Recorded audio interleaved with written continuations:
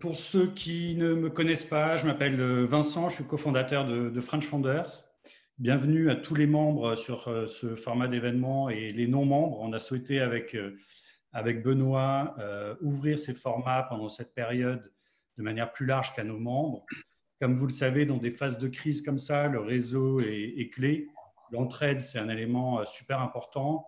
Et donc, on a décidé d'ouvrir certains formats. On va continuer avec des webinaires un peu plus spécialisés dans les prochaines semaines qui seront ouverts au-delà de la communauté. C'était important pour nous, surtout après une première phase en Asie. Vous savez que la crise a débuté là-bas.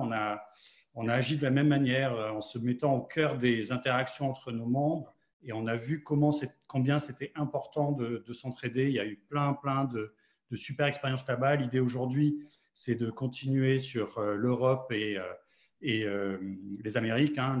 C'est de faire face à cette crise et de la voir bien en face. On a la chance d'avoir Jean-Pierre qui va nous partager son expérience d'entrepreneur dans deux crises majeures et comment il a géré ça, quelles sont ses recommandations aujourd'hui avec des approches très pragmatiques. On est là sur une approche entrepreneur. Hein. Vraiment, le but, c'est que vous puissiez avoir des actions concrètes à en tirer quand vous rentrez dans vos boîtes. Donc, je vais laisser la parole à Riyad et à Jean-Pierre en te remerciant encore, Jean-Pierre, de partager tout ça avec nous. Et je pense que ça va être très utile pour l'ensemble des participants à ce format-là. Et puis, je pense qu'on sera meilleurs tous ensemble. Donc, forza à tout le monde, affrontons cette crise comme il faut et en se basant sur l'entraide, on y arrivera. Merci Jean-Pierre, tout de suite. Merci Vincent. Merci beaucoup, Vincent. Je vais commencer avec une petite introduction d'un point de vue technique. Sachez que tous vos micros sont coupés. Le moyen de conversation privilégié avec nous est le chat qui s'affiche en bas de votre fenêtre Zoom. Au niveau du déroulé, Jean-Pierre va nous faire un retour d'expérience de ce qu'il a vécu, lui, en tant qu'entrepreneur dans les années 2000 avec la crise du SRAS puis des subprimes. Il a mis en place différentes actions au sein de son entreprise pour faire face à ces crises. Donc, ça va être avant tout un retour d'expérience et on prendra vos questions à la fin du webinaire. Jean-Pierre, je te laisse la parole et, et bonne écoute à tous. Ok, merci Vincent, merci Riyad. Bonjour à tous. Tout d'abord, désolé de se retrouver dans cette situation exceptionnelle, mais comme vous avez compris, aujourd'hui, le monde est en train de vivre quelque chose de complètement disproportionné. Donc, j'ai aucune prétention d'avoir toutes les solutions, mais clairement, il y a des enseignements à en tirer de crises passées. Donc, je vais essayer de partager avec vous et d'être le plus utile possible. Maintenant, en tant que CEO, la première priorité, je vais essentiellement parler à des entrepreneurs, c'est de rester très, très calme, mais en même temps agir très rapidement. Donc, je suis heureux de partager mon expérience, particulièrement avec French Founders. Comme l'a dit Vincent, c'est vraiment le moment, je pense, de valoriser le réseau en termes de solidarité, entraide. Je pense qu'il y a des complémentarités et un retour d'expérience qui pourra vous être très, très utile. Donc, heureux de partager tout ça avec vous. Le contexte brièvement. Donc aujourd'hui, moi, je vais aux États-Unis, je suis français, j'ai vécu 20 ans en Chine. J'ai vécu la crise de la SARS, j'ai vécu la crise de 2008 en tant qu'entrepreneur sans trésorerie. D'accord? Donc pas de levée de fonds, j'étais en mode brick and mortar. D'accord? Aujourd'hui, de par mon expérience, je me permets d'être extrêmement pessimiste sur les 3-4 prochains mois. Pourquoi? Parce que la Chine a déjà vécu ça. Ils ont mis des mesures en place très rapidement. Et donc, ils ont réussi à contrôler le phénomène en espace de 3 mois. La France, l'Europe, les États-Unis n'ont jamais vécu ça. Ils ne savent absolument pas comment gérer. Donc, a priori, je pense que ça va être extrêmement violent comme ça se passe en Italie aujourd'hui. En Chine, dès la première semaine, il y avait des scanners, des screeners de température dans tous les aéroports. Ils savent gérer ce genre de situation. Donc, permettez-moi d'être assez pessimiste. Donc, vous devez gérer une situation qui, a priori, dans les 3 prochains mois, vont être très, très, très compliquées. Donc, vous n'êtes pas les seuls. Malheureusement, vos clients, vos fournisseurs sont exactement dans la même situation. D'accord? Donc, il faut l'intégrer dans toutes vos démarches. Donc, je vais essayer d'être assez concis et vous donner le maximum de feedback. Donc, in fine, cette situation est tellement dramatique qu'il n'y a plus aucun tabou. D'accord? Toutes les données aujourd'hui sont sur la table. Il faut que vous vous mettiez dans un système, tout ce qui est pour vous est et donner. Et, non, tout est à rediscuter. D'accord? Donc, mon premier apprentissage de la crise de la SARS, c'était quoi? C'est clairement, j'ai trop attendu. Il faut agir tout de suite. D'accord? Vous ne pouvez pas vous permettre d'attendre. Alors maintenant, pour vous donner un beau feedback, moi j'étais 60 personnes, je faisais 5 millions de chiffre d'affaires. Je suis passé à 35 personnes en quelques semaines, 35 personnes payées à 50% pendant 2 mois. J'ai descendu mon chiffre d'affaires à 4 millions. J'étais profitable et je suis passé à 200 millions en quelques années après, d'accord, de dollars à 600 personnes. Donc cette crise a été pour moi un reset total de ma capacité de management. Je pensais que j'étais un bon manager avant. Je suis devenu en gérant cette crise. Alors, je vais essayer de vous transférer ce que j'ai appris. Je pense que ça pourra vous être utile. D'accord? Jean-Pierre, ouais. Première petite question, quand tu dis que tu as mis du temps à réagir face à cette crise, dans les faits, concrètement, quand la crise a-t-elle été lancée et ton temps de réaction était de combien de temps? En fait, la crise de la… Alors, une nouvelle fois, c'était la première fois qu'il y avait la SARS. Il n'y avait pas eu d'antécédent pandémique avant. Ça a été concentré essentiellement sur le sud de la Chine et sur Hong Kong. Ça a dû commencer fin 2002. Ça s'est terminé en juillet 2003. J'étais pratiquement en faillite en mai 2003. D'accord? Et j'ai attendu plusieurs mois parce que l'incertitude, je ne savais pas comment ça allait impacter mon business. Au fur et à mesure, ça l'a impacté. J'ai dû attendre au moins un mois avant de prendre les bonnes décisions. D'accord? Résultat, j'ai dû me séparer de beaucoup de personnes. Je n'avais plus le choix. La trésorerie n'était plus là. J'étais au fond du gouffre. Et donc là, il faut aujourd'hui l'ampleur. Je ne veux absolument pas comparer la SARS à ce qui se passe avec le coronavirus. Le coronavirus, c'est puissance 10. D'accord? Donc tout ce que je veux vous dire, c'est aller beaucoup, beaucoup plus vite. D'accord? Moi, je ne dis pas qu'il faut faire comme moi, il faut faire mieux que moi pour s'en sortir encore plus rapidement. D'accord? Alors, on va être nombreux sur ce webinaire. Chaque situation est différente. La taille de la société, si vous faites 0, 1 million, 5, 20, 100 millions, 1 milliard de dollars, toutes les solutions sont bien évidemment différentes. La localisation de vos bureaux, c'est très important. Est-ce que vous êtes en Asie, en Europe, aux États-Unis? Bien évidemment, ça va dépendre. L'activité de votre société va être plus ou moins affectée. Mais globalement, je pense que 95% des sociétés vont être dramatiquement affectées par cette crise. Ensuite, les 3 points qui sont absolument cruciaux, et là je parle au CEO, c'est votre mode de financement. Est-ce que vous êtes en autofinancement avec quelques mois de trésorerie? C'était mon cas. D'accord? Ou est-ce que vous êtes en mode après levée de fonds, vous venez de lever de l'argent et vous n'avez pratiquement pas de revenus, mais vous avez encore 10-12 mois de runway? Ou vous êtes simplement une grosse société? Dans ce cas-là, je ne vais pas en parler. Ils sont capables de se retourner. C'est l'avantage d'être une grosse société. D'accord? Ils vont prendre des mesures parce qu'ils sont très réactifs aussi, mais ils ont les moyens, ils ont une balance sheet qui leur permettent d'affronter ce genre de situation. Donc, je vais essayer d'être assez générique, mais je pense que globalement, quelle que soit la situation, en autofinancement ou à la première levée de fonds, il faut prendre des mesures d'urgence tout de suite. La problématique d'un CEO, je vais être clair, c'est assurer de la survie de sa société. Alors, ça paraît tout bête, mais ça demande beaucoup, beaucoup de courage. C'est la première des priorités, assurer la survie de sa société. Le deuxième priorité, c'est bien évidemment essayer de préserver toute son équipe. Ça ne sera pas facile, d'accord? Vu l'ampleur de la situation, il faut être complètement honnête, ça ne sera pas facile. Donc, mes apprentissages. Moi, à mon avis, le CEO, d'abord, il doit être extrêmement réactif. Chaque jour, la situation évolue. C'est lui qui gère la crise, personne d'autre. Il donne l'exemple. Il doit rester calme, analytique, sage, mais être aussi courageux et soutenir ses équipes. D'accord? Donc, il doit être au chaudron, il doit être devant avec tout le monde. C'est le capitaine du navire. Mais il est présent et il est calme. Quand les gens sont énervés, il faut rester calme. Quand les gens sont calmes, le CEO, il doit s'énerver. D'accord? Là, c'est le moment de rester calme. OK? Première série d'actions. Je vais être assez… première série d'actions à prendre apparaissent évidentes, mais c'est au niveau sécurité, cellule de crise, communication. 3 éléments. C'est-à-dire qu'aujourd'hui, vous devez d'abord assurer la sécurité de vos employés. Pour ça, il faut faire un mémo, il faut prendre des mesures, il faut du gel, je ne vais pas répéter tout ce qui est communiqué, mais bien évidemment, en tant que CEO, en tant que direction de ressources humaines, il faut passer des communiqués pour protéger vos employés dans leur travail et même chez eux, leur donner des instructions qu'ils pourront mettre en place. C'est évident. Deuxième, créer tout de suite une cellule de crise. D'accord? On est en crise. Il n'y a pas d'autre mot. Donc, mettre une cellule de crise tout de suite. Je recommande cette cellule de crise, que ce soit suivant les équipes, mais de 5 à 10 personnes, je dirais, mais pas trop de monde non plus. Essentiellement l'équipe de management, plus des représentants des employés. Car vous devez avoir dans cette cellule de crise des gens qui vont vous remonter des informations. Des remontées d'informations des employés et des clients.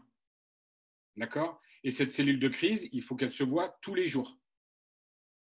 Tous les jours, le matin, vous vous parlez, et même si vous êtes en travail à distance, vous devez vous parler. Il y a une telle rapidité de la crise, vous devez vous parler tous les jours et vous devez remonter les informations suivantes. Jean-Pierre, analyser, oui. Qui fait partie de cette cellule de crise? Moi, je dirais le top management, c'est-à-dire les 5-6 personnes essentielles, plus une ou deux personnes. Une nouvelle fois, ça dépend si vous êtes 10, 50, 100 personnes. Mais je dirais les 4-5 personnes du management et vraiment les gens de confiance. Et après, plusieurs 2-3 employés qui représentent un peu, même peut-être potentiellement des responsabilités très, très basses, très limitées, mais des gens qui ont une certaine crédibilité dans la société et qui aussi sont de la société depuis pas mal de temps. Okay. Essayer de créer cette cellule, elle va être absolument cruciale et je reviendrai là-dessus plus tard. Elle doit remonter les informations des employés, du staff, des équipes. Elle doit analyser la performance de la société en temps réel. Car tous les jours, vous allez vous rendre compte que des prospects vont vous raccrocher au nez, vont dire « désolé, ce n'est pas le bon moment ». Tout ça, vous devez l'analyser. Et la troisième chose qu'elle doit faire, cette cellule de crise, c'est analyser les données extérieures. Bien évidemment, il faut lire aussi ce qui se passe à l'extérieur, les changements, vos clients à l'international, etc., vont être infectés. Donc, bien évidemment, il faut intégrer tout ça dans ces discussions-là. Ça, c'était le deuxième point, la cellule de crise. Troisième point, la communication.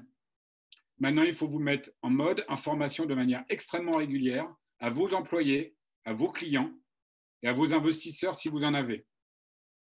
Et je parle même de façon quotidienne, voire hebdomadaire. Quotidienne sans doute pour l'équipe, hebdomadaire pour les clients, pour les investisseurs. Mais vous devez démontrer à tout le monde, d'accord, que vous gérez ça intelligemment, vous êtes extrêmement réactif et vous prenez les choses très au sérieux. Ça va rassurer vos clients, ça va rassurer vos fournisseurs, ça va rassurer vos investisseurs et surtout, ça va permettre de bien informer sur la situation de tous vos employés. OK ? Donc, est-ce que ça fonctionne comme ça? Cellule de crise qui se rejoint quotidiennement et suite à la cellule de crise, il y a une sorte de compte rendu avec de l'information qui est diffusée aux trois parties là? Tout à fait, si les décisions sont prises, effectivement, ça doit passer très rapidement. Et je recommande généralement, bien sûr, que ça soit mené par le patron, le CEO de la société, qui doit, en concertation avec cette cellule de crise, communiquer les décisions. D'accord ? Après, pourquoi la deuxième série d'actions? Alors, la deuxième série d'actions, on rentre dans le lourd, on rentre dans le sérieux, c'est comment gérer l'impact économique sur la société. Il risque d'être terrible, c'est évident, et ça risque de durer quelques mois. Une nouvelle fois, pourquoi? Parce que vos clients, vos prospects, vos investisseurs sont exactement dans la même situation. Donc, tout le monde, c'est un effet de domino, tout le monde va devoir prendre des décisions qui vont vous impacter à vous. D'accord? Donc, tout le monde va vouloir arrêter les développements, arrêter les recrutements, arrêter les dépenses et arrêter les investissements. Donc, ça va vous impacter. Donc, les prospects, vous êtes travaillé dessus pendant les 3 derniers mois, vous pouvez oublier, ils ne vont rien signer pendant les 3 prochains mois. Les impayés vont augmenter et les ventes vont baisser. Ça, c'est la situation globale de ce qui se passe. La méthode, pour bien gérer l'impact, à mon avis, sur l'impact économique sur votre société. Il faut être extrêmement agile. Extrêmement agile. C'est-à-dire, ce qui est valable lundi ne l'est peut-être plus vendredi, mercredi ne l'est peut-être plus vendredi. D'accord? Donc, il faut être agile et extrêmement rapide. Deuxièmement, il faut la présence du CEO, je le redis, c'est fondamental. Il y a un capitaine à bord, il est là, il est aux commandes, et il est calme, et il rassure, même si les temps sont difficiles. Troisièmement, il faut anticiper. C'est-à-dire qu'il faut absolument avoir une vision financière de l'impact sur votre société. Et la trésorerie, c'est la clé aujourd'hui. Ce n'est pas les revenus, c'est la trésorerie. Donc, anticiper, c'est aussi regarder ce qui se passe à l'extérieur, c'est éventuellement rebondir sur peut-être des opportunités qui se dessinent, mais c'est surtout se projeter sur un horizon 1, 2, 3 mois pour pouvoir prendre les mesures le plus rapidement possible. Donc, anticiper la crise, c'est très important. Et ça, Jean-Pierre, tu fais différents types de scénarios dans ce cas-là? Bien sûr, mais comme on en discutait un peu avant la préparation du webinaire, malheureusement, dans toute crise normale, la crise de 2008, c'est un peu le cas, la SRAS, un peu le moins, on fait un scénario mauvais, un scénario catastrophe. Je vous encourage à passer tout de suite en scénario catastrophe. Et le scénario catastrophe, il va être sur des hypothèses de réduction de chiffre d'affaires de moitié dans les 2-3 prochains mois, voire un effondrement du chiffre d'affaires. Bien évidemment, tout plan de développement avec des clients vont s'effondrer. Donc, je pense qu'il faut se mettre en mode guerrier tout de suite via cette cellule de crise, car l'ampleur, et par rapport à ce qu'on a appris en Chine et en Italie, ça va s'empirer. Ça va pas, avant que ça devienne mieux, ça va s'empirer s'aggraver pendant les prochaines semaines. D'accord ? Donc, l'alternative, on prend tout de suite en mode catastrophique. Donc, sensibilisation, c'est important d'avoir un discours transparent avec vos équipes et le CEO doit passer ce message de manière très honnête et grave. Il le faut, mais il faut être aussi combatif. C'est-à-dire qu'il faut essayer, vous allez tout faire pour qu'on s'en sorte ensemble. Mais la situation est grave et c'est aussi une façon de préparer éventuellement vos employés à des décisions très délicates, très difficiles à prendre. 6e point sur la méthode, la transparence, bien évidemment. Il faut être transparent, il faut informer de l'impact économique sur votre société. Vous devez gérer en tant qu'entrepreneur, vous devez gérer votre PNL, votre balance sheet, vos revenus. Ils doivent connaître aujourd'hui cet impact. Il faut qu'ils soient absolument certains que les décisions que vous allez prendre, c'est uniquement pour une question de survie et rien d'autre. Donc, il faut être transparent. OK. Et dernier point, la collaboration. Je termine sur les méthodes. Collaboration, vous n'êtes pas seul. Normalement, vous devez avoir une équipe. Cette équipe, c'est la cellule de crise. C'est très, très important car l'un des points très positifs, si vous sortez de cette situation-là, c'est que vous allez vous construire le noyau dur de votre société. D'accord ? Et ça, c'est absolument fondamental. Donc, c'était ça la méthode, agilité, présence du CEO, anticipation, sensibilisation, transparence et collaboration avec le noyau dur. OK ? Parfait. Maintenant, on va rentrer. Quels sont vos leviers ? Vos leviers, moi, je les identifie. Il y a 4 leviers possibles. D'accord ? Bien entendu, le chiffre d'affaires, les revenus. 2, les dépenses. 3, la trésorerie et le financement. Et 4, la solidarité, l'entraide et l'échange. Sur chaque levier, vous devez prendre des décisions et vous devez essayer d'optimiser. D'accord ? Le levier revenu. Alors, je vais vous balancer des idées. Ça va vous paraître saugrenu ou peut-être… mais il faut penser à tout. Il faut tout envisager et il faut être créatif. D'accord ? D'abord, au niveau des revenus, il est sage d'identifier la typologie de vos clients. C'est-à-dire, est-ce que vous êtes cruciaux pour vos clients ? Est-ce que vous avez des clients qui sont des multinationales qui pèsent des milliards de dollars ? Fondamental. Parce que la force de vos clients va dépendre éventuellement du plan de recouvrement. Si tous vos clients sont modestes, c'est des startups qui n'ont pas de financement, vous êtes très très mal. Si vos clients sont des grosses boîtes, vous pouvez mieux vous en sortir. D'accord ? Donc ça, c'est très important. Et vos prospects, je pense que vous pouvez mettre une barre sur vos prospects sur les prochains mois. Il faut absolument réfléchir sur ce levier de revenus, les promotions à mettre en place. Il faut qu'elles soient justes. Ce n'est pas la peine de dépenser de l'argent si ça ne marche pas. Donc, est-ce que c'est des promotions par rapport… ça va dépendre de votre industrie. Mais clairement, il faut augmenter les ventes en faisant des promotions. Pourquoi pas ? Pouvez-vous pivoter sur des opportunités et ainsi conserver votre chiffre d'affaires ? pivoter, vous avez peut-être différentes activités, différents verticaux qui vont s'avérer peut-être beaucoup plus potentiels. Il y en a un qui est bien évident pour les restaurants. Aujourd'hui, les restaurants ne vont faire aucun chiffre d'affaires, tout est fermé en Europe, aux États-Unis, à New York aujourd'hui. Ils vont tous passer 100% revenus en livraison. Et ben, demain, des serveurs peuvent poser des tracts avec toutes les maisons autour pour savoir s'ils peuvent commencer à livrer. Donc, il faut se réorganiser pour pouvoir communiquer et se focaliser au mieux sur les verticaux qui vont marcher. D'accord ? Ensuite, focalisez vos ventes sur vos stocks, bien évidemment. Si vous avez du stock, vendez votre stock pour que vous n'ayez pas à repasser des commandes.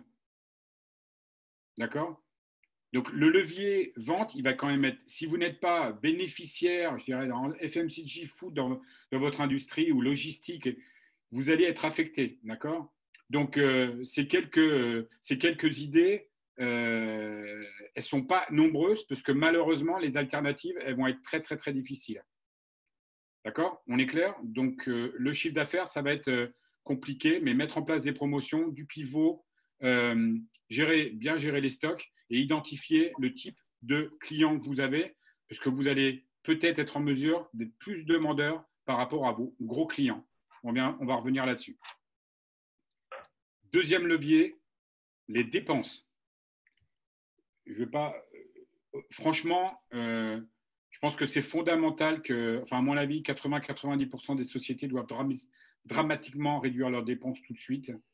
J'imagine que les revenus vont être considérablement affectés. Si vous êtes une société, je dirais normale, avec quelques mois de trésorerie, le mur, il arrive à une vitesse très, très, très rapide.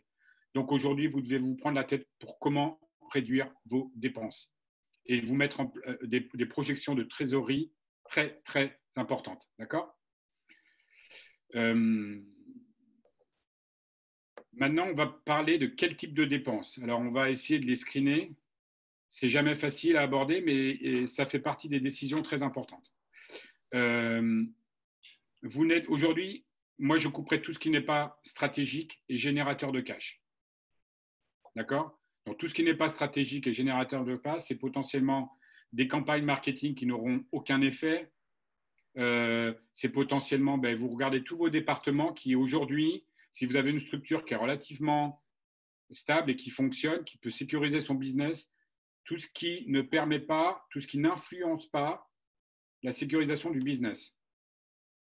Alors, ça peut être de l'IT, de la compliance, du légal, des nouveaux product development, mais tout ce qui n'est plus stratégique aujourd'hui, malheureusement, je réduirai les dépenses là-dessus. D'accord ? Deuxième point, et ça, c'est le message que vous devez recevoir. Tout est renégociable. Tout est renégociable, d'accord ? Aujourd'hui, il n'y a plus de règles. Vous avez des prestataires de services, vous avez un bureau, vous louez un bureau, tout est renégociable. Le loyer est renégociable.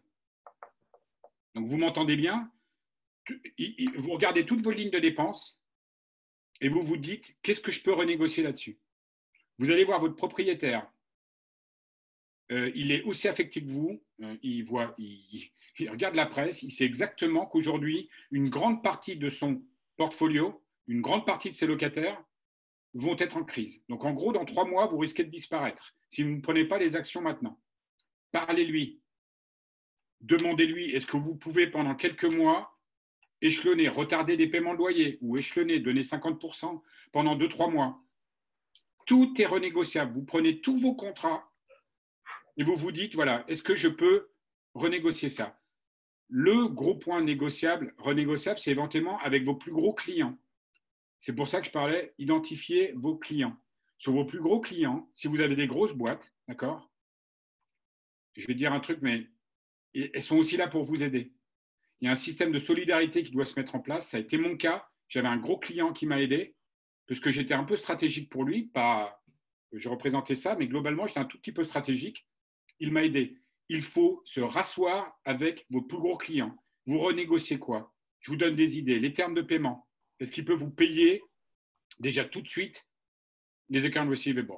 Est-ce qu'il veut vous payer sur les 3 prochains mois comptant ou à 15 jours ? Est-ce qu'il peut vous passer des commandes? Imaginez qu'il passe des commandes régulières tous les 2 semaines. Est-ce qu'il peut vous passer beaucoup plus de commandes, plus importantes, pendant les prochains mois? Pourquoi pas les prix? Vous avez essayé de négocier sur les prix. On est pratiquement en début d'année. Il y a certains gens qui négocient les prix en début d'année. Passez les prix, vous n'avez plus le choix. Ils le savent, vous êtes une petite boîte. Ce n'est pas le moment, d'accord, de vous tuer. D'accord? Donc, mettez-vous bien en mode, aujourd'hui, vous repartez de zéro et vous rediscutez toutes les lignes. Toi, Les achats, vas-y.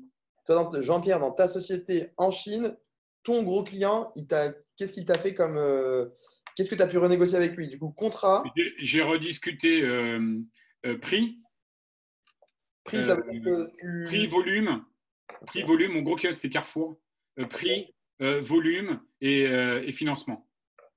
D'accord? Je pense qu'il y a une vocation des grandes sociétés. J'en ai parlé à un ami qui gère une grande société. Aujourd'hui, ils sont complètement conscients de l'impact catastrophique qu'il va y avoir sur les petites boîtes. Les grosses sociétés, alors il ne faut pas venir, aidez-moi, mais vous êtes petits, ils le savent. Demandez de l'aide, mais en termes de business. Et montrez-leur en même temps que vous prenez toutes les actions pour réduire vos dépenses et faire en sorte que votre société va être pérenne et va survivre. D'accord? Vos prestataires logistiques, renégociez avec eux. Il y a peut-être des prestataires logistiques qui vont se retrouver avec un business absolument phénoménal de livraison. Demandez-leur d'étaler les paiements. Demandez-leur un discount. Demandez-leur, il y a plein de choses que vous pouvez envisager. Une chose est certaine, si vous n'aurez rien, si vous ne demandez rien, d'accord? Alors, moi, je suis persuadé que vous pouvez très rapidement, il y en a qui vont sauter au plafond, mais rapidement, sans doute réduire de 50% vos dépenses en reprenant toutes ces lignes. D'accord? La réalité, malheureusement, c'est que ça va durer donc pas mal de temps. Donc, notamment vos clients et vos fournisseurs, puisque vos fournisseurs, alors s'ils sont plus petits, soyez plus bienveillants avec eux, mais vos fournisseurs aussi, ils risquent de perdre un client. D'accord? Donc, l'entraide, elle est là aussi. Donc, il faut identifier si votre fournisseur peut potentiellement être plus fort que vous. Il peut aussi vous aider. Il y a des relations à mettre en place à ce niveau-là. Mais en tout cas, ce qu'il faut bien dire à vos gros clients, vous ne mettez pas le couteau sur la gorge du gros client, vous ne pouvez pas le faire. Vous l'avez, le couteau sous la gorge. D'accord? Donc, demandez de l'aide humblement. Vous êtes un entrepreneur. Les entrepreneurs, ça se respecte. D'accord? Donc, vous pouvez aussi avoir ce discours-là. C'est moi, je veux rester là les 3 prochains mois. Mon loyer, je veux le payer dans les 3 prochains mois. J'ai besoin de votre aide. D'accord? L'humilité, c'est le moment de la déployer. Une autre idée, dans tout ce qui est dépenses, payer en marchandises, c'est peut-être con, mais peut-être que vous pouvez payer en marchandises. Peut-être que vous pouvez payer en service. Autour de votre bureau, il y a peut-être des gens qui vont bénéficier de cette crise. Il y a peut-être des restaurants qui vont avoir besoin de livreurs. Vous avez peut-être des employés qui peuvent faire ce job. Facturer un service. Vous avez des gens de confiance. Il y a peut-être des gens à 2-3 pâtés de maison qui ont besoin de… Ils vous connaissent. Attends, moi, j'ai peut-être des gens, plutôt que de licencier quelqu'un, vous les mettez à disposition d'une autre société et vous lui facturez du service. Ça, c'est de l'entraide, c'est du concret. Et payer en marchandises, ça paraît parfois stupide, mais vous allez être surpris que parfois, certaines personnes apprécieront ce genre de paiement, même plutôt que rien, ça peut aider. Ensuite, partagez vos bureaux. Je veux dire, si vous n'arrivez pas à négocier, si vous perdez des employés, partagez vos bureaux avec des employés, avec des sociétés qui peuvent être à côté de vous.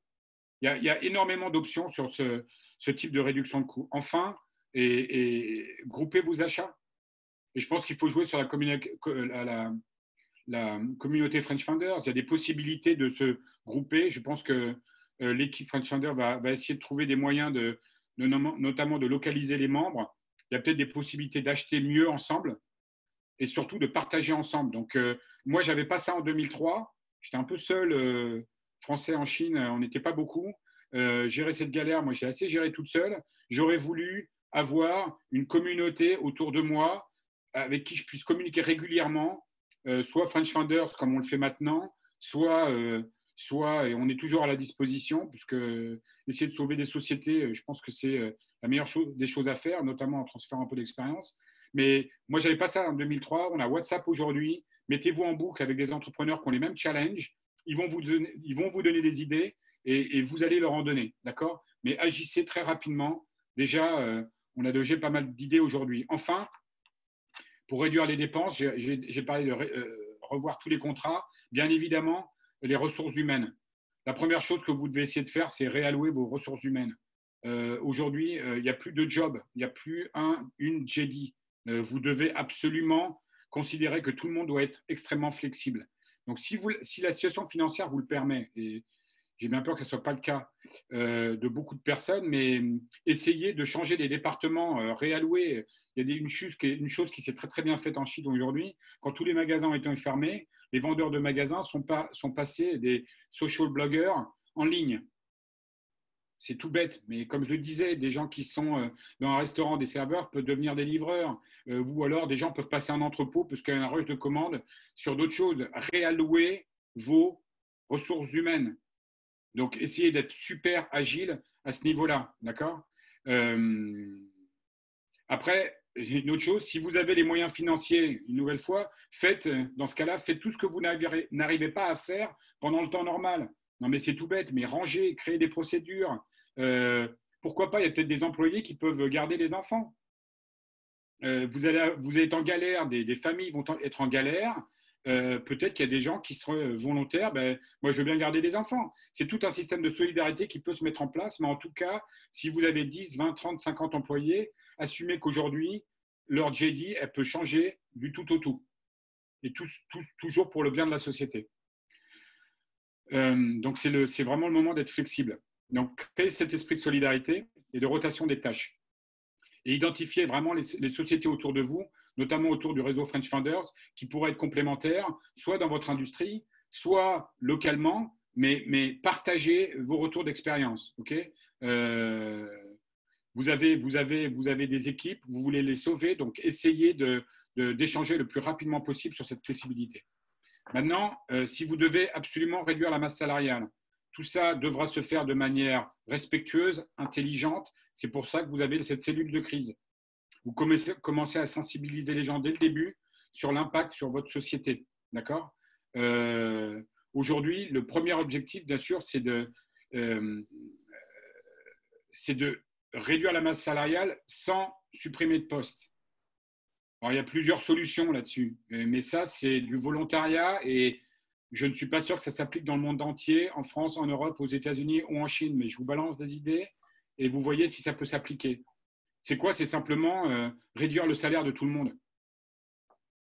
Est-ce que vous avez des gens, est-ce que tout le monde est volontaire pour réduire son salaire sur une période donnée? C'est une possibilité. Toi, de ton côté, Jean-Pierre, en Chine, c'est ce qui s'est passé. C'est ce qui s'est passé, 50%, tout le monde, pendant 2 mois. Pendant 2 mois, tes employés ont touché 50% de leur salaire. Bien évidemment, le CEO y prend 0, c'est clair. Il y a d'autres options, c'est l'équipe de management baisse beaucoup plus. Les salaires faibles ne bougent pas, d'accord? Mais dans le même temps, l'équipe de management pourrait éventuellement avoir des incentives, notamment des stock options. Okay. D'accord? Tout ça, ce sont des méthodes. C'est des méthodes qui permettent de réduire les dépenses. Ok? Il y a aussi une autre option, c'est de prendre des congés sans solde. Vous obligez tout le monde à prendre des congés sans solde. Il y a peut-être des gens qui se grattaient la tête depuis quelques mois de se dire voilà, j'ai envie de faire d'autres choses. Bon, cette catastrophe arrive. Et si tout le monde décidait, voilà, écoutez, pour sauver les emplois, tout le monde prend 1 mois congé sans solde. Pourquoi pas? Ça peut s'envisager. D'accord? Voilà, c'est donc des idées, c'est des mesures qui doivent être prises par la cellule de crise, qui doivent être discutées ensemble. Mais ça, une nouvelle fois, il faut aller extrêmement rapidement. D'accord? Mais malheureusement, je pense que vous n'allez pas avoir le choix d'aborder ces sujets-là, car la gravité de la situation est telle qu'a priori, vous n'allez pas avoir d'option. Donc, si, bien évidemment, ces options-là ne marchent pas, vous avez étudié ces options qui pourraient préserver la société. Dans ce cas-là, vous êtes amené à réduire le nombre d'employés. Dans ce cas-là, suivant les pays, suivant les législations, faut étudier tout ce qui est possible. On ne sait même pas aujourd'hui. Ne comptez pas sur des informations du gouvernement pour vous aider sur des sujets comme ça. Dire, allez-y, il faut prendre les décisions, vous verrez après. Mais malheureusement, votre société, sans doute, ne pourra pas se permettre de financer ou de payer des salaires non stratégiques. Et donc, prenez des décisions assez rapidement. D'accord ? Sachez que tant que c'est fait pour la survie de la société, tout s'explique. Ce sont potentiellement des gens que vous pourriez éventuellement re-recruter plus tard. Vous ne savez pas. D'accord ? Donc, tout doit se faire dans le respect de tout le monde. Mais le CEO, ce que je veux dire, c'est que le CEO, c'est malheureusement, c'est la personne qui fait preuve de courage. Il est calme, il fait preuve de courage, il est prêt à prendre des décisions difficiles. Il s'entoure, mais c'est lui qui tranche à la fin. D'accord ? Donc, quand il faut assurer la survie de la société, tout dépend de lui. Donc, mais il doit le faire dans le respect. Il ne doit surtout pas perdre le respect de ses employés. Au contraire, son courage doit inspirer les autres. D'accord ? Donc, c'est très important, malgré ces gestions de crise, de garder le respect de tout le monde. In fine, ce que vous voulez, c'est ne pas mettre la clé sous la porte et mettre 100% des employés au chômage dans quelques mois. On est bien clair. Donc, si c'est ça l'objectif, et ça doit être l'objectif, malheureusement, il va y avoir des décisions difficiles à prendre. Tout le monde doit faire des sacrifices, particulièrement le CEO et l'équipe de management et les employés. Mais le but, c'est essayer de préserver ce noyau dur qui va être la clé pour votre retournement. D'accord ? Troisième effet de levier. Après, je répondrai aux questions quand tu les auras. Je vois beaucoup de questions fusées. Troisième effet de levier fondamental dans ces situations de crise, c'est la trésorerie et le financement. Une nouvelle fois, les encours clients. Alors là, vous prenez votre comptable, tous les retards de paiement, tout le monde se met au téléphone. Tout doit rentrer le plus rapidement possible. Si des livraisons ont été faites, si l'encours arrive, il n'y a pas 3 jours de retard. Tout doit rentrer. Et si véritablement vous êtes dans des situations difficiles, et notamment dans toutes les livraisons, essayez de renégocier les termes de paiement, même pour des petits clients. Donner un discount, si la trésorerie est très sensible, donner un discount pour être payé plus rapidement. Okay. Évidemment, évidemment. Ensuite, ouais. Je prends une question qui est revenue une dizaine de fois. À ton avis, même si tu n'as pas forcément la réponse à cette question, on part sur 3, 6, 9, 12 mois de base d'activité ? J'irais pratiquement 6 mois. 6 mois de base d'activité ? Ok. Je ne vois pas… il faut bien évidemment, c'est ce que je mettais en présentation au début, l'Europe et les États-Unis n'ont jamais géré ça. La Chine l'a géré 3 ou 4 fois. Au bout d'une semaine en Chine, tout le monde avait des masques. Vous sortez dans Paris et dans New York, personne ne porte des masques 1 mois et demi après la crise. Donc, et le système de santé, la Chine, ils sont capables de construire un hôpital en 1 semaine. Aujourd'hui, le nombre de lits aux États-Unis et en France est critique. Donc, je pense qu'il y a un retard qui a été pris. Donc, l'impact va être d'autant plus long. Et d'ailleurs, c'est une question qui revient aussi. Toi, en Chine, SRAS 2003, ça avait été quoi les mesures de confinement s'il y en a eu ? Alors, les mesures de confinement étaient moins contraignantes que maintenant. Je pense qu'ils ont beaucoup appris. La SARS était beaucoup moins contagieuse. Elle tuait beaucoup plus, que c'est 1 cas sur 10. Aujourd'hui, on est plus de 2-3% sur le coronavirus. Mais il n'y avait pas trop de mesures de confinement. Moi, le truc qui était véritablement mis en place, à juste titre, c'est dans tous les endroits publics, la température était prise. Dans tous les restaurants, la température était prise. Et ça, on parle il y a 17 ans. Enfin, je ne sais pas si…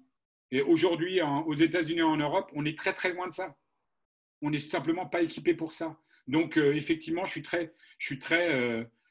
suis très pessimiste sur les 3 à 6 mois à venir. Dernière chose sur le levier de trésorerie, allez voir vos banques. Allez voir vos banques. C'est un truc qui potentiellement est favorable, c'est la baisse des taux. D'accord ? Les taux sont ridiculement bas. Alors, vous ne pouvez pas bénéficier, mais vos banques, vos investisseurs vont vous soutenir si vous les informez très régulièrement et si vous leur dites tout de suite, toutes les semaines, les mesures que vous prenez. elles doivent le sentir. Il faut bien vous dire que les banques, comme vous les investisseurs, ils ont investi chez vous et veulent retrouver cet argent. Si vous avez des prêts, si vous avez des financements, ils ne veulent pas, absolument pas que vous mouriez. Donc, ils veulent de la réactivité. Et plus il y aura de la réactivité, plus ils seront amenés à vous soutenir. Et plus ils verront un CEO qui prend du courage, qui a du courage de prendre des décisions difficiles, plus elles iront vous soutenir. Aujourd'hui, moi, je suis investisseur, j'ai mon expérience d'entrepreneur, je suis investisseur, je sensibilise tous les patrons de sociétés à mettre ces plans d'action radicaux en place, mais clairement, mon allocation d'investissement va être sur les sociétés actuelles pour les soutenir. C'est évident. Donc, c'est la même chose pour les banques et les investisseurs. D'accord?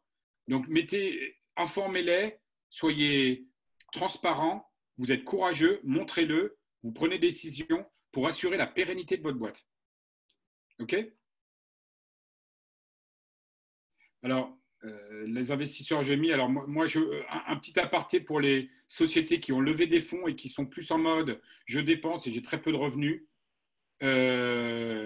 Clairement, les 6 prochains mois, les 3 à 6 prochains mois, il va y avoir très, très peu de nouveaux investissements d'investisseurs. Les valos vont s'effondrer, je dirais malheureusement à juste titre. On était arrivé dans des zones de délire. Il y a eu WeWork, aujourd'hui il y a le coronavirus, donc les valos vont s'effondrer. Donc, votre intérêt en tant qu'entrepreneur, c'est étendre votre runway. Même si vous dites non, c'est bon, j'ai une levée de fonds à décembre. Non, mais arrêtez. Mettez-vous en mode produit, essayez de vendre votre produit, le développer, mais ce n'est pas le moment de dépenser à tout va et de vous dire c'est bon, je prendrai les décisions dans 4-5 mois. Élargissez votre runway, ça vous rendra d'autant plus fort. Et une nouvelle fois, ça crédibilisera votre démarche auprès des investisseurs. Le quatrième book, c'est la solidarité. J'en suis à 45 minutes, 40 minutes. La quatrième levier, c'est solidarité, entraide et bienveillance. Aujourd'hui, on a clairement compris, de par l'ampleur du phénomène, de la crise, il va falloir, c'est peut-être le moment aussi de réfléchir à une économie qui peut être beaucoup plus solidaire. Et via des communautés comme French Founders, c'est le moment de jouer. De ce qu'on fait aujourd'hui, c'est aussi ça.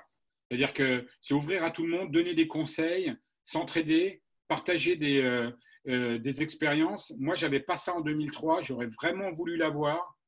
Mais là, maintenant, il faut jouer là-dessus. Vous avez peut-être des réseaux de sociétés dans votre ville, dans votre État, ou alors peut-être des sociétés dans votre industrie qui pourraient éventuellement y gagner, communiquer ensemble, partager, échanger. C'est crucial. Vous n'êtes pas tout seul dans cette galère. Aujourd'hui, il y a des milliers d'entrepreneurs qui se posent les mêmes questions, quelle que soit la taille de la société. Donc, allez-y, échangez. Ça vous permettra de mettre les best practices en cas de crise. Donc, moi, je vais terminer sur une note plutôt positive. Comme je vous l'ai dit, moi, j'ai géré cette crise. Ça a été extrêmement brutal. Des gens ont dû partir. J'ai dû couper mon équipe. J'ai eu 35 personnes qui sont sacrifiées pour avoir 50% de salaire pendant 2 mois. Et miraculeusement, j'ai appris à gérer à ce moment-là. Les 7 années avant, je pensais être un bon manager, je ne l'étais pas du tout.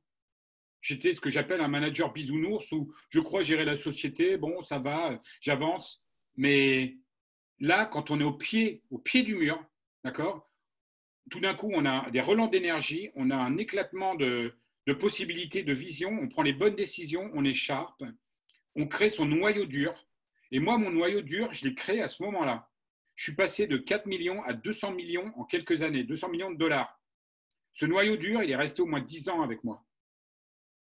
Mais à partir de ce moment-là, j'ai appris à gérer en prenant des décisions extrêmement difficiles de manière quotidienne. Et en fait, j'ai continué à prendre des décisions difficiles de manière quotidienne les 7 ou 8 années après. Mais j'ai exigé cette rapidité d'exécution qui fait que votre société, du jour au lendemain, se retrouve extrêmement efficace. Donc moi, mon point positif, c'est que là, vous allez en prendre plein la gueule. Je vais être assez brutal. Vous allez devoir prendre des décisions très difficiles. Vous allez découvrir votre noyau dur. Il faut que vous réussissiez à survivre. Vous monitorez tous les jours la situation et vous allez préserver votre activité et ça va vous rendre beaucoup, beaucoup plus fort. Il y en a qui ne vont pas y arriver. Il y en a qui n'ont pas certaines chances. Mais prenez toutes ces mesures, car vous pouvez potentiellement sauver les boîtes. Mais ne soyez pas trop optimiste, soyez gravissime, car la situation le mérite. Donc décidez, prenez des décisions maintenant, n'attendez pas, soyez rapide et courageux, et rappelez-vous, tout est négociable. Voilà. J'espère que ça vous sera utile.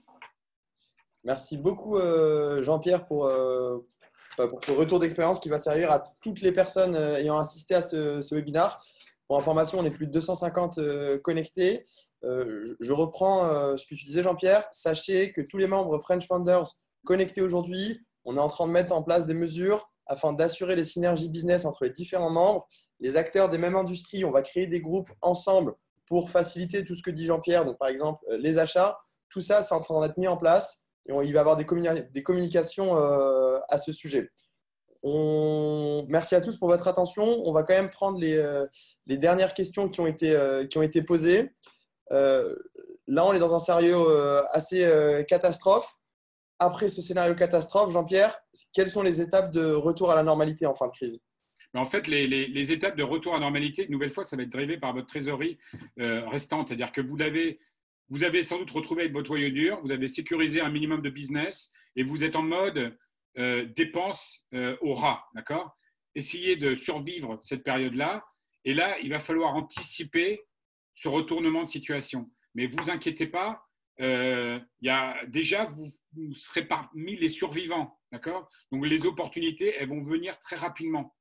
Mais il va falloir se reconstruire. Si vous avez la confiance de vos banquiers, de vos investisseurs et de vos clients, vous allez avoir un retour anormal sur les contrats, mais faites-le progressivement.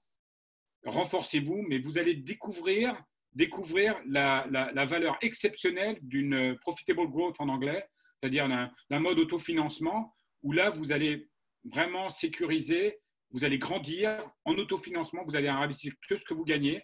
Et ça va vous permettre d'être beaucoup plus agile et d'être beaucoup plus rapide. Et donc, effectivement, anticiper, malheureusement, je pense que l'anticipation du retour à la normale, ce n'est pas la peine de l'envisager avant 1 ou 2 mois. Donc, c'est pour ça que 2 ou 3 mois, imaginez, on est 3 mois de crise, on va être sur l'été. Pour moi, on repart à fond en septembre et j'espère me tromper, mais moi, je serais CEO aujourd'hui, je préparerais comme ça, absolument. Donc, le baromètre, vous suivez l'indicateur, votre trésorerie, vous réduisez vos coûts, vous vous mettez en mode de survie jusqu'à septembre. Ok. Là, j'ai une question assez particulière. Tu donnes beaucoup de conseils, Jean-Pierre, sur comment faire entrer de la trésor en demandant à tes clients de payer rapidement, si possible, leur encours. Mais inversement, tu as aussi également des fournisseurs qui vont te mettre la pression et qui vont te demander de honorer tes impayés. Comment tu gères cette pression? Exactement, parce qu'on est tous dans la même situation. Donc, si vous devez payer plus tôt et vous ne demandez pas à vos clients de payer plus tôt, vous allez faire un saut en besoin de fonds de roulement qui va être assez dramatique. Donc, effectivement, négocier peut-être un discount pour payer plus tôt. Tout est négociable. Tout est négociable. Une nouvelle fois, le but, c'est il faut être correct dans la vie, mais il faut être aussi courageux. Et une nouvelle fois, vous n'aurez rien si vous ne demandez rien. D'accord? Donc, le but, ce n'est pas de planter votre fournisseur. Mais si vous êtes plus gros que lui, il y a peut-être un moyen de regarder, ou vous êtes plus petit que lui, il y a peut-être des scénarios. Mais en tout cas, rediscutez tout. Ok. Du coup, Jean, alors parce qu'il y a plein de questions, c'est dur à suivre. Donc, par exemple, pour un business traditionnel type import-distribution, la question qui est de se dire, est-ce que tu penses que je devrais bloquer tout paiement jusqu'à nouvel ordre hors employé? Donc, par exemple, marchandises, fournisseurs, prestataires, c'est quelque chose d'envisageable ou ça viendrait nuire au climat de confiance qu'on essaye d'installer entre les différents… En tout cas, ne pas le faire de manière autoritaire, c'est inacceptable, c'est pas possible. Par contre, d'être transparent vis-à-vis de notamment vos fournisseurs, vous dire vous galérez, vous êtes une petite boîte. Peut-être que vos fournisseurs, ils pèsent 300, 400 millions. C'est peut-être le cas. Mais en tout cas, soyez transparents. Ils ne sont pas surpris si vous leur dites, voilà, est-ce que je peux allonger de 30, 60 jours? Allez-y, quoi. Allez-y. Il ne vous dira peut-être pas non et peut-être que vous serez capable de payer. Mais ce climat Moi, une chose qui était très, très importante, moi, dans ma situation, c'est que j'avais énormément de fournisseurs. J'étais transparent sur la situation. Ils ont toléré, notamment, ils ne m'ont pas déclaré à la BPI, normalement, ou à la COFAS à l'époque, en termes de financement. Ils ne m'ont pas déclaré à la COFAS, il y avait crise. Pourquoi? Parce que j'étais transparent avec eux. Et donc ça, ce niveau de relation, il y a un moment, vos partenaires vont pouvoir vous aider si vous êtes honnête. Et ça, c'est fondamental. Honnête et courageux. D'accord? Et ça, c'est oui, donc éviter de. Le but, c'est pas de planter des gens. Hein. On est d'accord là-dessus. Et surtout, pas planter les gens, pas planter les employés. Et ce que je veux vous dire, très important, la ligne, je vous parlais du noyau dur. Le noyau dur, là, qui prend 50% de salaire en coupe, qui prend un mois de congé sans solde, vous le gardez dans votre tête, parce que c'est eux il va falloir leur rendre l'appareil dans quelques mois quand ça ira mieux. Mais là, c'est ce type de relation que vous devez construire avec un nombre limité de personnes qui aujourd'hui vont être votre force, votre armée. Et ça, il va falloir leur rendre, parce que les sacrifices, sans eux, vous n'allez pas survivre. Mais quand vous aurez survécu, il va falloir leur rendre. D'accord? Top, merci. C'est comme ça que vous vous faites respecter en tant que patron, en tant que chef d'entreprise. Hein. Je dis toujours, moi j'ai lu beaucoup de management, malheureusement, être patron, ce n'est pas un concours de popularité. Hein. Vous devez prendre des décisions difficiles que personne n'ose prendre. Par contre, il faut savoir se faire respecter, être honnête et transparent, être sage, mais être courageux. Et généralement, les gens apprécient. Ok. Question de la part de plusieurs entrepreneurs. Bon, tous ceux qui sont en process de levée de fonds, il faut qu'ils s'attendent au scénario catastrophe et que tout soit mis on hold. Bien sûr. Ça, c'est évident. Mais il faut le dire, hein, comme ça. Évident, les 3 prochains mois, je ne vois pas comment, je vois pas des fonds investir. Les valos vont dévisser. Un fonds, ça gère de l'argent. Ils ne sont pas là pour en profiter. Ils sont là pour assurer la survie de leur portfolio. Et l'argent restant, ils se disent dans 3 mois, je vais acheter à 50%. Non, ils ne vont pas investir dans les 3 prochains mois. Ils réinvestiront uniquement dans les boîtes de leur portefeuille. Ouais, a priori. Ok. Question qui revient souvent, mais après, c'est à toi de voir si tu as la réponse, Jean-Pierre. Hein, mais business de service comme le tourisme où tout est à l'arrêt, une recommandation particulière? Décision encore plus radicale. Encore plus radicale. Je ne sais pas, le mode survie, mettre tout le monde à l'arrêt pendant quelques mois. Je ne connais pas les conditions du chômage, comment on appelle ça, du chômage technique. Chômage technique, chômage partiel, mais je pense que faut le faire tout de suite. C'est pas la peine d'attendre. C'est fait cette semaine. Vous n'avez pas le choix. Et le retournement, il va être malheureusement long et il va être compliqué et délicat. Malheureusement, la Chine, on va pouvoir dire, potentiellement l'Asie s'ouvre. Malheureusement, l'Asie ne veut pas de voyageurs européens et américains, bien évidemment. Donc, l'industrie est complètement bloquée. Tout ce qui est entertainment, tout ce qui est restauration, tout ce qui est tourisme, et malheureusement, prendre les décisions tout de suite. Merci Jean-Pierre. Alors, tu as forcément du licenciement à faire. Tu restes avec une équipe réduite.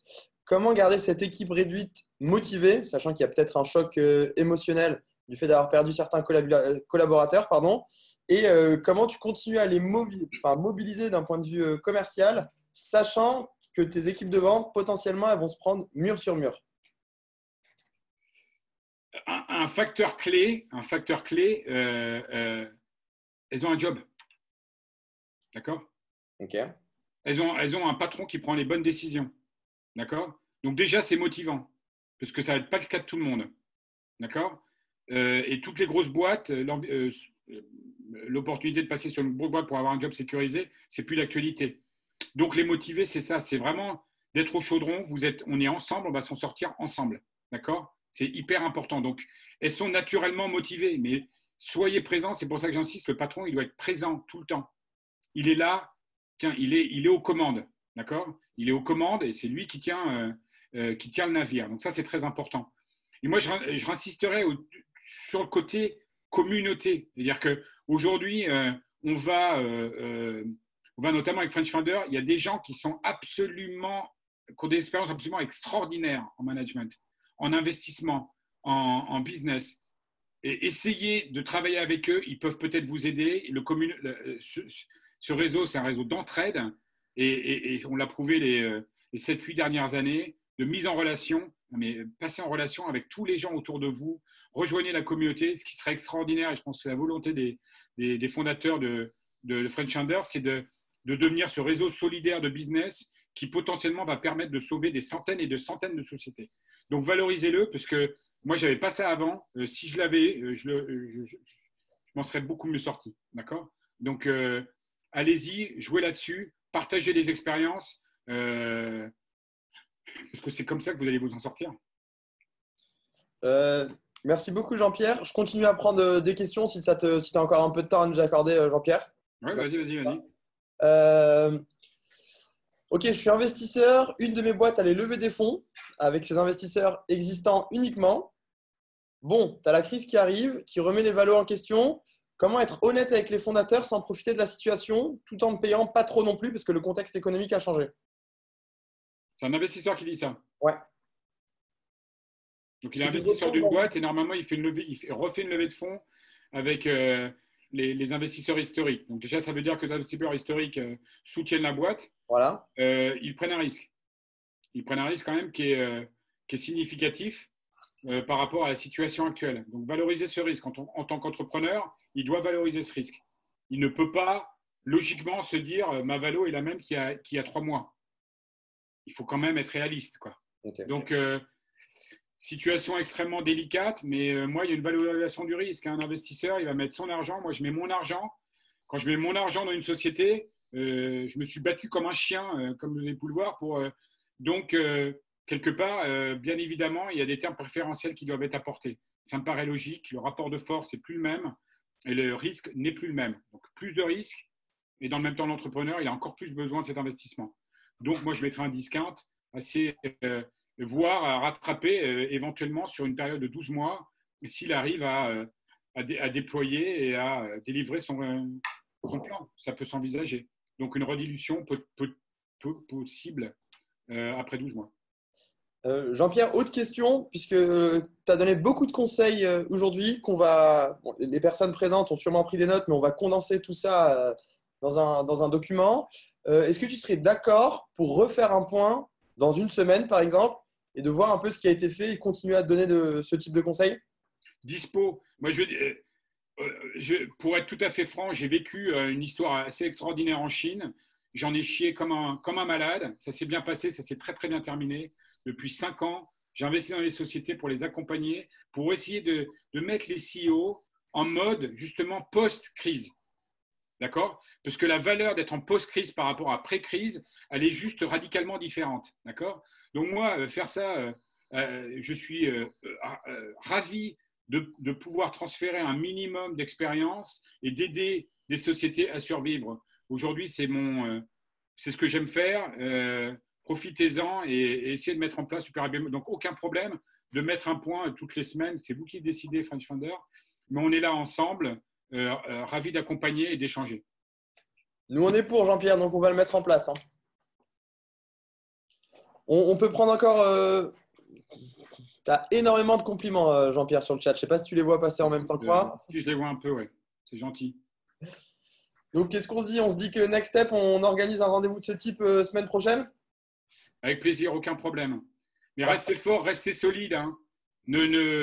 Soyez combatifs, restez fort, restez calme, parce que tout le monde est en panique. Donc, c'est le moment d'être calme, d'être analytique, prenez les bonnes décisions, soyez courageux.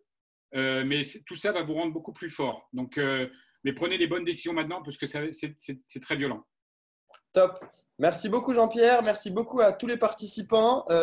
On est ravis que nous, en tant que French Founders, on ait pu apporter notre pierre à l'édifice aux côtés de Jean-Pierre. Et on va organiser un autre événement de ce type dès la semaine prochaine. Sachez qu'en parallèle, chez French Founders, habituellement, on organise des événements physiques. Tous ces événements vont passer en visioconférence. Donc, il y aura encore plein d'événements à venir. Vous pouvez nous suivre sur les réseaux sociaux notamment. Et vous aurez… notamment, je suis désolé, je n'ai pas en tête toute la planification, mais on va pas mal communiquer sur nos réseaux sociaux. Donc, n'hésitez pas à vous abonner à la page French Founders pour suivre les actions qu'on peut mettre en place. Merci beaucoup, Jean-Pierre. Est-ce que tu veux rajouter le mot de la fin? Non, non, soyez courageux. C'est dans l'épreuve qu'on devient plus fort. Là, vous avez une épreuve d'une dimension assez incroyable, donc vous allez vous en sortir d'autant plus fort. Donc, soyez courageux et ça devrait bien se passer. Mais prenez les actions tout de suite. Top. Merci beaucoup, Jean-Pierre. Et merci à tout le monde. On se dit à très vite. Merci à tous. Au revoir.